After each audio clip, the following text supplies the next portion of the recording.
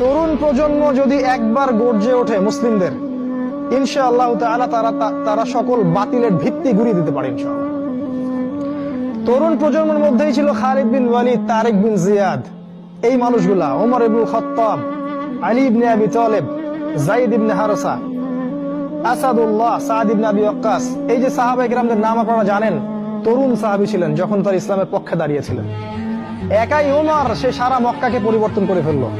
এক হামজার সামনেই 20-30টা মানুষ দাঁড়াতে সাহস পাইত না।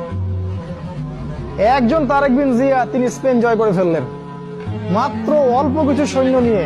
মোহাম্মদ বিন কাসিম আমাদের এই ভারতীয় উপমহাদেশ জয় করলেন। এখন আপনি মুসলিম হয়ে এখানে বসে আছেন। এই তরুণ প্রজন্মই পারে এই বাতিলের শিকড় উপড়ে ফেলতে।